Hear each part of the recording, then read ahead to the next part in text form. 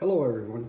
Welcome. It's Thursday evening, and tonight we're doing a red wine. We're going to do a 2017 Bogle. Okay, now it's a petite Shiraz. Okay, now the Bogle is that we've done one of theirs before earlier last month. We did the Phantom. Now the Bogle is a six, seven generation farming family. They've been in the wine business for the last couple of generations. Before that, they did wheat and corn. And then Warren Bogle said to himself in the 60s, I wouldn't mind planting a crop that comes back and I just got to maintain it instead of replanting each season. So what they did, and they're in by Clarksburg, by Sacramento. After the Civil War, they 5, 6 generations ago, their great-great-grandfather moved from Kentucky, settled out in the West Coast, and what he did was he bought land and farmed it, and then Warren took his son, and they went and bought, when his son was still in high school, the one who runs it now, the head wine guy today, and Warren, they went and they got grapes. They got a petite Shiraz grape, a Shiraz grape, and they went and they got the a Blanc, a Sauvignon. And they said, okay, let's try these two wines, see how it goes.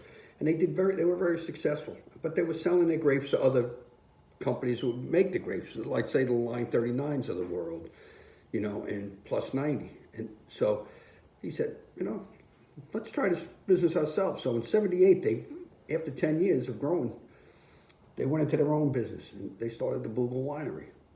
And the Bogle, the Bogle Winery, has been extremely successful. As a matter of fact, it was one of the first major wineries in the Clarksburg region, in that Delta Valley, which is noted as the Delta Gem now.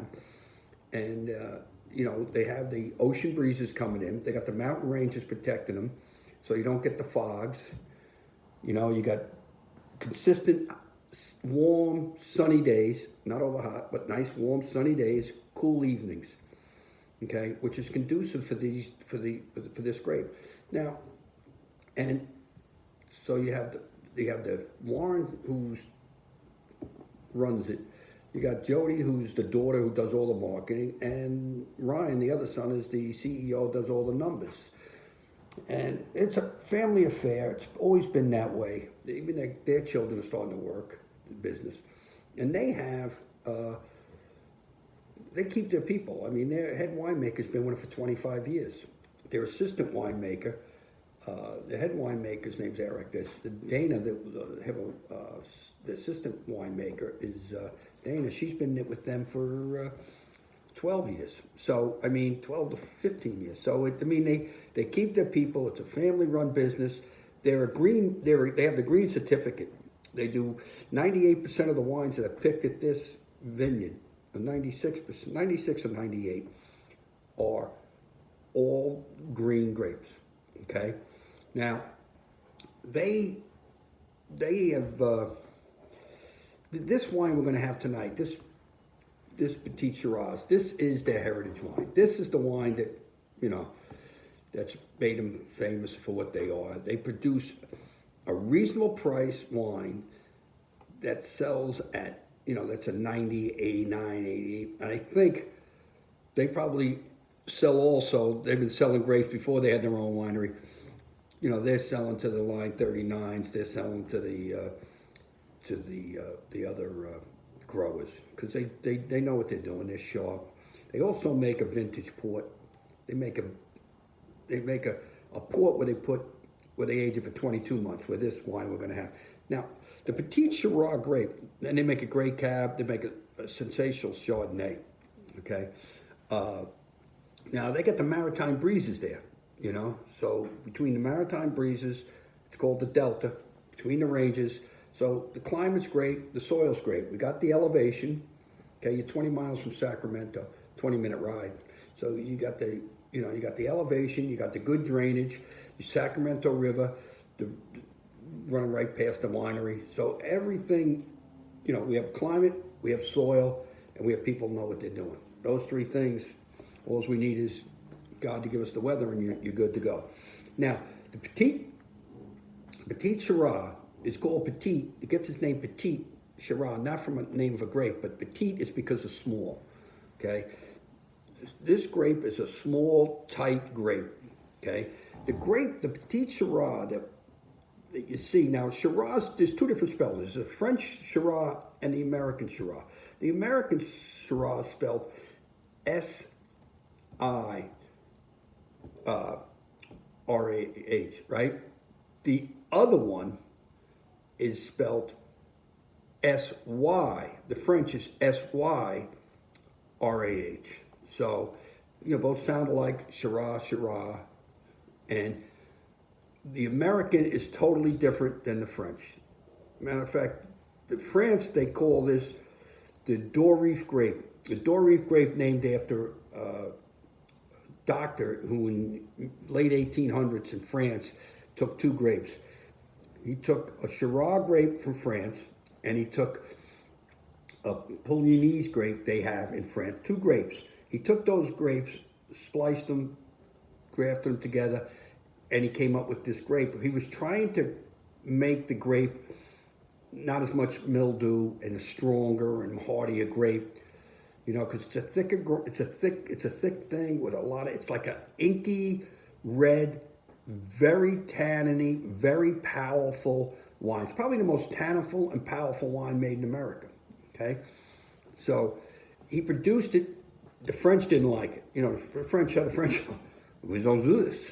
No, So they weren't happy with it. So they only let it grow in one region. So the doctor, he loved the grape. He took it. He came to California, sold it to McVeigh out there, and the guy planted grapevines in mid-1885, 1890s. The grape took off. Matter of fact, it was the #1 grape grown in Napa for up until 1960, and one of the first and second most counties in all of California. Now, in the 60s, it was probably at its high, and they did like 4,000. Okay, they did like 4,000, and then 1990s they were down to 4,000 acres.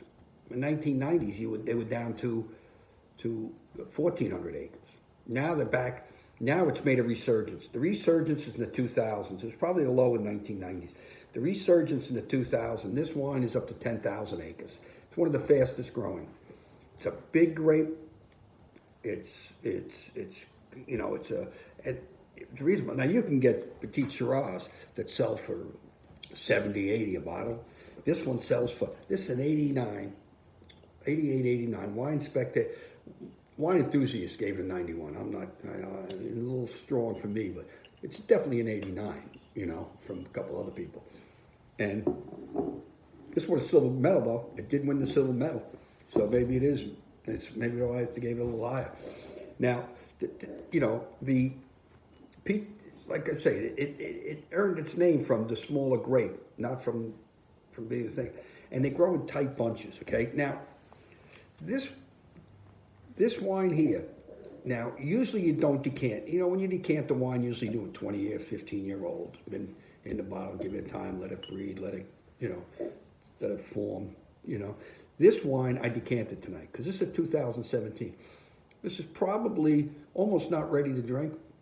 It's right around there, It's right about ready to drink. But if you open it up, it's such a big wine. You open it up, you put it in a decanter, 2 years, 3 years from now, you probably wouldn't decant it, but right now you'd want it. But if you decant these wines, they're so big. And when I first poured this wine, it was purple. Now it's still heavy red, It's still a strong red, but it was like a dark purple, almost like a Welch's grape juice or something. But this is, I might do a little bit big pour there. I don't know about that. I was not used to pouring out of that decanter. So, but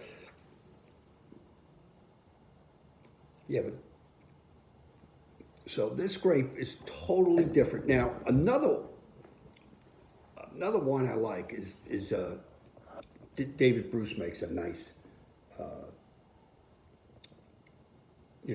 petite Syrah. This is going to have a lot of cherries. I'm getting ready. This is going to be cherry. This is going to be berries. This is going to be chocolate. This is going to be smoke.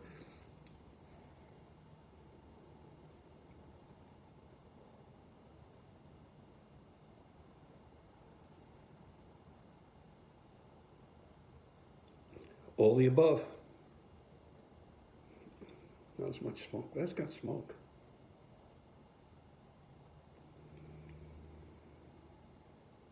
This is about 15 to an alcohol. You know, this is up there. 14, 5, 15.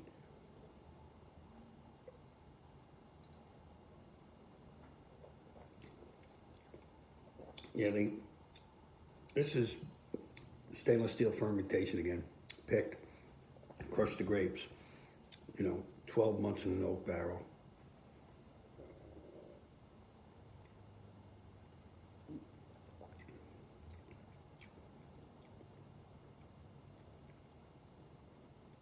It's long on the tongue. Not super long, more up top. It's almost more, a little more up top than it is.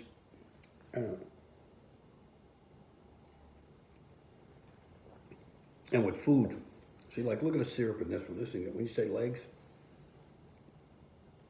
this has got them. This has got legs. Because it's just a big fruit wine. And you know, it's dry. One thing about dry wines are better than sweet wines, health-wise. If you're gonna drink a wine, best thing for your heart, best thing for high blood pressure, lower LDCs, bad cholesterol, drier the wine, the better. The sweeter the wine, the more the sugar. This isn't much sugar when they, you know, it's not as good as a Pinot Noir. Pinot Noir is probably one of the best for you, but this is still, you know, dry wine. This is bold, this is big, this is good with roast, this is good with meats, this is good with grilled, this you do with game, you know, anything but fish. You know, this is a big, you know, meaty, vegetarian, mushrooms, grilled onions, you know. You might even do, you know what, you probably do mushroom risotto with this.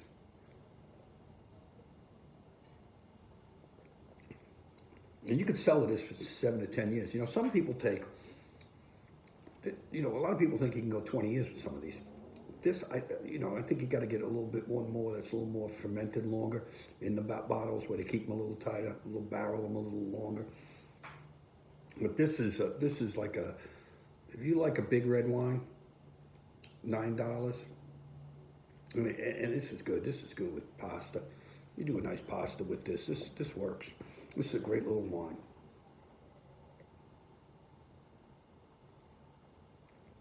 You know, it's not tart at all. I'm surprised. I figured maybe because I decanted it. If I drank this straight out of the bottle, probably a lot more like that, where it's decanted.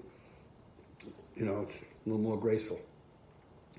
You know, so listen, everybody, take care, and just remember, keep your distances, wear your mask. You know, we're getting through this, but we're not going to get through it. We don't want to take a step back. You know, we don't want 2 steps forward, 1 step back. We want to just keep going. So keep your distance, wash your hands, 30 seconds. Hey, 20-second hand wash, 20-second twirl. Okay, tomorrow's Friday, you know, so all those home tutors, husbands and wives and mothers and dads, you can, grandparents, whatever, you know, you got off for the weekend. But listen, God bless you, and let's not forget all our guys, okay? Our ladies and men on the front lines, okay? They're in there doing it for everybody, and it's got to be tiring. I mean, it's a lot of days. You know, when you're tired sitting at home watching reruns, these people are in there every day, man. So hats off to them, and God bless, and see you tomorrow.